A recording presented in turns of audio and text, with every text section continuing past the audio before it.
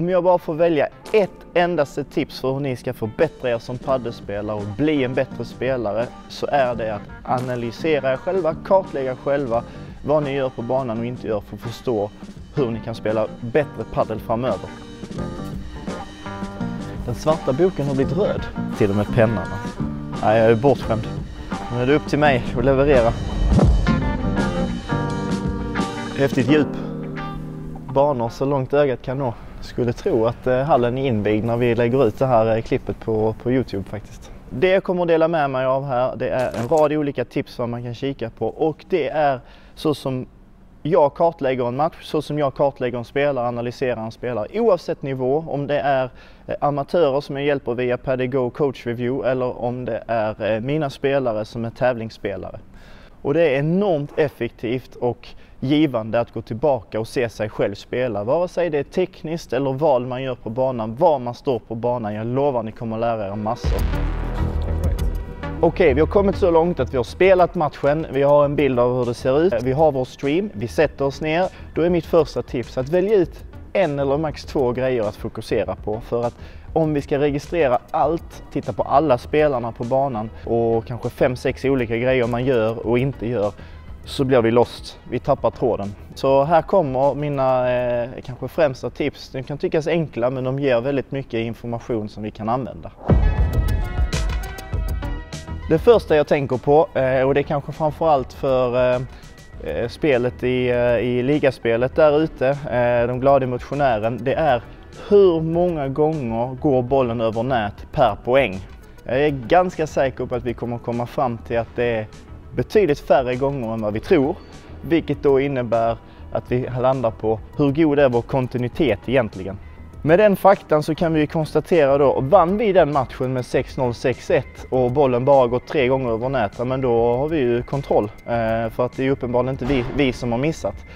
Är det så att vi tillhör det laget som förlorade med 6-0, 6-1 och bollen bara gått i snitt 4 gånger över nät, då behöver vi jobba på att få bollen en gång till över nät eller 2 om det krävs. För om bollen snittar 4 gånger över nät innebär det att jag behöver putta in bollen 2 gånger per poäng för att ha god chans att vinna poängen.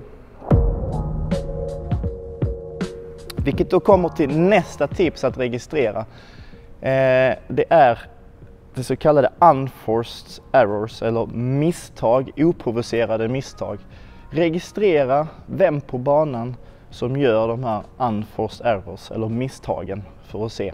Sätt det i relation också till vem som slår vinnare. Och en ledande fråga, är det vinnare eller är det unforced errors som gör att det blir poäng? Där skulle jag bli väldigt förvånad om vi inte kan se ganska högt procenttal, klar majoritet, att poäng blir till genom misstag av någon på banan. Så till exempel om vi har vår match, vi skriver om match 22-03-02 så. Par 1 får han backhandspelare. Vi har par 2 får han backhandspelare. Och då kan jag sätta här unforced winners. Unforced winners. Och så. Och kommer det ett misstag där, ett misstag till kanske, eller 3. Och så en vinnare. Helt plötsligt är det någon i andra paret, förhandspelaren, som gör ett misstag. Och så kanske vi hamnar på en relation som är något i den här stilen. Fler misstag än vinnare på förhandspelaren. Där ser vi också loggan till Träna Padel. Den här, ja. Det är där den kommer. Det är hela grunden till loggan för Träna Padel. Det är den här berömda staketen. De vill vi inte ha på misstagskolumnen. Det behöver absolut inte vara svårare än så. Och då kommer vi se att här är någon spelare på banan som har en bättre balans. Balansen menar jag mellan misstag och vinnare. Som de kanske påverkar spelet. 3 unforced, 3 vinnare. Vi kommer garanterat vara en spelare, det är det på alla nivåer, som står för flest misstag på banan. Och det kan ju vara intressant att låta den spelaren spela mycket på bollen då. För då ska vi ju se det här över tid, och över tid så får vi med oss många misstag från den här spelaren. Har vi kommit fram till att vi har så här många misstag, så här många vinnare, då ska vi bryta ner våra misstag. Var kommer de ifrån? Är det ett speciellt slag? Är det alltid min forehandvolley? Är det alltid min overhead? Det kan vi kika på, men också om vi ritar upp banan i zonen framme vid nät, zonen bak, och ska vi gå lite mer avancerat, även vår berömda transition zone, att vi hittar om misstagen kommer i den zonen, i denna zonen eller den zonen. Vilket då ger input till vad vi kan utveckla framåt för att bli en bättre spelare. Och om vi då ska göra analysen lite djupare, nu blir det lite godtyckligt för jag ser inte framför mig att ni ska sitta med en timer. Men intressant att se om ni analyserar en match, varför den gick som den gick.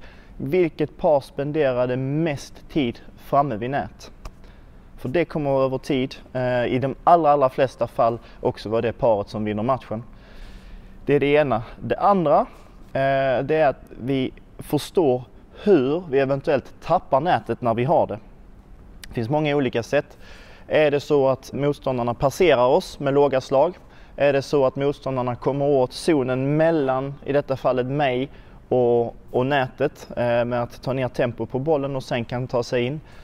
Är det så enkelt så att de lobbar över oss, kommer fram och tar sin position?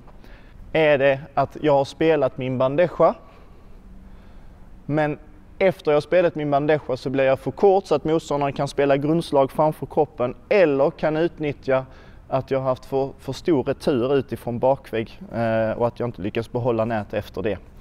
Viktigt att förstå för att sen kunna bli säkrare på att behålla nätet.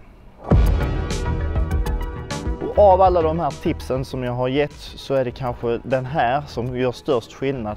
Kika på hur ofta ni hamnar i problem som par efter ni har lobbat. Väldigt ofta är lobben för svag, vilket gör att min positionering blir jättesvår efter. Är lobben för kort, är den för flack så att vi ger mycket kraft till motståndarna. Det blir svårt att positionera sig efter. En väldigt bra lobb ger en självklar positionering efter vad vi ska. Är lobben djup, bra, vi ser att motståndarna sträcker sig efter bollen, vi kan ge oss in utan problem. Och likadant om vi har lobbat över motståndarna och förbi dem så att bollen studsar bakom motståndaren. De spelar ifrån hörnan på den lobben, det blir enkelt att täcka nät efter det om båda har gett sig in.